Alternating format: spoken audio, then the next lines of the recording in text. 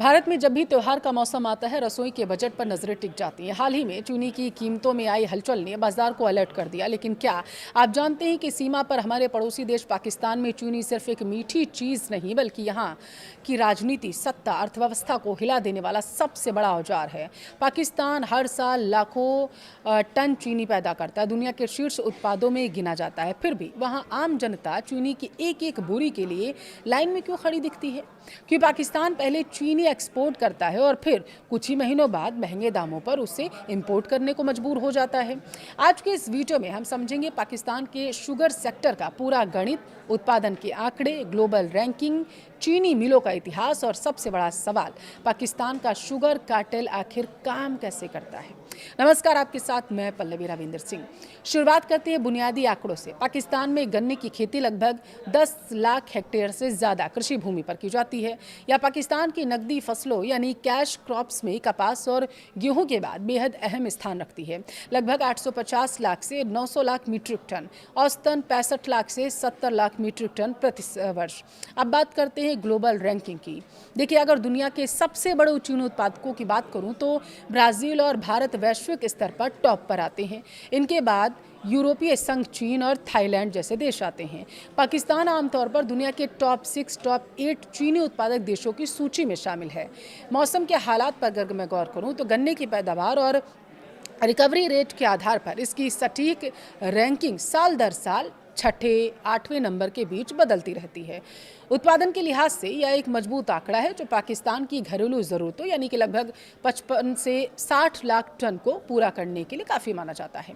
पाकिस्तान के चीनी उद्योग की यात्रा काफ़ी दिलचस्प रही है। जब 1947 में देश का जब विभाजन हुआ था तो पूरे पाकिस्तान में सिर्फ 2 चीनी मिलें मौजूद थी उस समय, जब उन्हें दी गई थी। दरअसल देश अपनी चीनी की अधिकांश ज़रूरतों के लिए बाहरी स्रोतों पर निर्भर था। लेकिन अगले 7 दशकों में सरकार की नीतियाँ और भारी सब्सिडी और औद्योगिक प्रोत्साहन के चलते इस सेक्टर में भारी निवेश हुआ।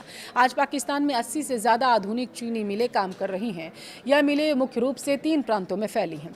पहला, पंजाब, जो देश के कुल उत्पादन का 60% से ज़्यादा हिस्सा संभालता है। दूसरा, सिंध हो गया, जहां गन्ने की रिकवरी रेट बेहतर मानी जाती है।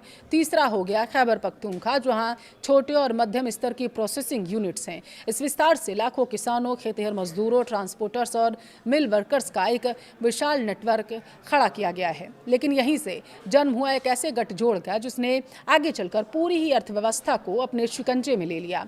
अब आते हैं उस रहस्य पर जो हर अर्थशास्त्री को हैरान कर रहा है। अगर पाकिस्तान 65 से 70 लाख टन चीनी बनाता है और घरेलू खपत केवल 60 लाख टन के आसपास है, तो फिर देश में चीनी की कमी क्यों हो रही है? देखिए, इसे कहते हैं द शुगर साइकिल पैराडॉक्स। पहला क्या है? एक्सपोर्ट का दबाव। जब उत्पादन अच्छा होता है तो मिल मालिक सरकार पर दबाव बनाते हैं कि देश में सरप्लस चीनी है, इसे बाहर बेचने की इजाज़त दे दी जाए। चीनी बांग्लादेश, मध्य पूर्व और मध्य एशियाई देशों में भेजी जाती है। मिल मालिकों का तर्क होता है कि इससे देश को विदेशी मुद्रा यानी डॉलर्स मिलेंगे। दूसरा क्या होता है? सब्सिडी का खेल। अक्सर अंतर्राष्ट्रीय बाजार में चीनी की कीमत घरेलू बाजार से कम होती है। ऐसे में मिल मालिक सरकार से प्रति किलो एक्सपोर्ट पर भारी सब्सिडी मांगते हैं, यानी जनता के टैक्स का पैसा एक्सपोर्ट को बढ़ावा देने में जाता है। तीसरा क्या है? घरेलू किल्लत और महंगाई।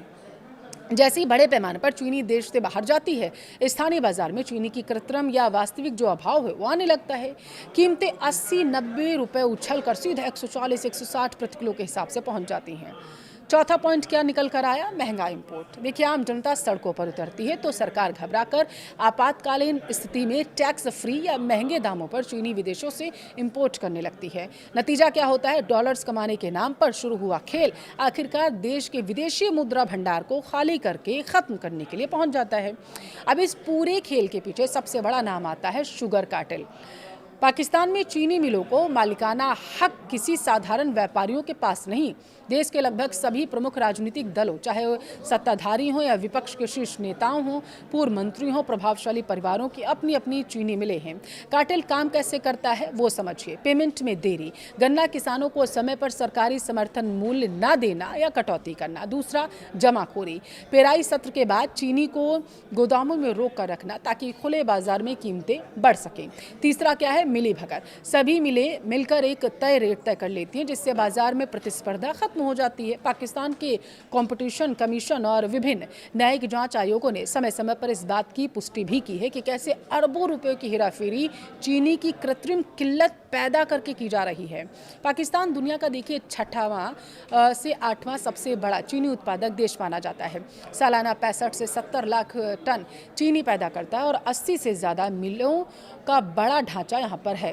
कागजों पर पाकिस्तान चीनी के मामले में आत्मनिर्भर है, नहीं बन पा रहा है, सरप्लस वाला देश है, लेकिन जब तक नीति निर्माण में पारदर्शिता नहीं आती और मिल मालिकों के राजनीतिक रसूख पर नकेल नहीं कसी जाती, तब तक यह मीठी फसल आम पाकिस्तान उपभोक्ता गरीब किसानों के लिए कड़वी हकीकत बनती रहेगी। आपको क्या लगता है, क्या कृषि आधारित अर्थव्यवस्थाओं में ऐसे कार्टेल्स पर पूरी तरीके से नकेल लगनी चाहिए? कमेंट में ज़रूर बताएं।